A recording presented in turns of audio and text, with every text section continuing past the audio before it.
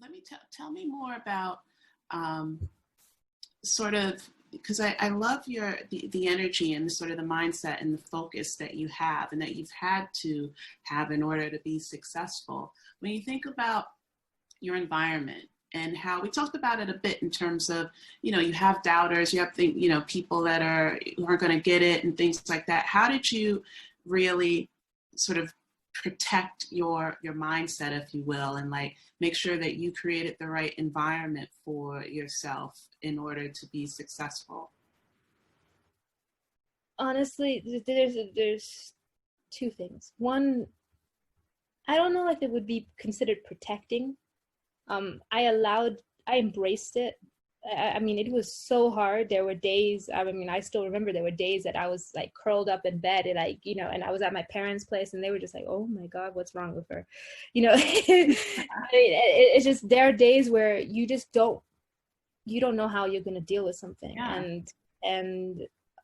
But then there's moments where life is like endurance test. The more you endure, right, the more afterwards you're just like, oh, okay, I went through that already. I know how to handle it. That's fine. I get a little more confident. Then, you start to build on that confidence about, I've gained more endurance from just dealing with all this stuff. People Yeah. don't stop complaining, whether it's business, whether it's personal, it's, you just end up putting up with it. Yep. It's really that you put up with it. And I think it's that what either makes you or breaks you.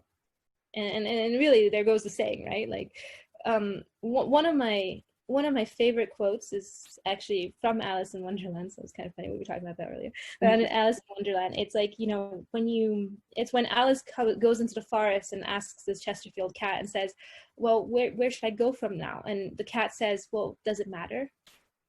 That for me was like the most, that's what I keep telling myself every day. It doesn't matter how I get there, but as long as I go through the journey of getting there.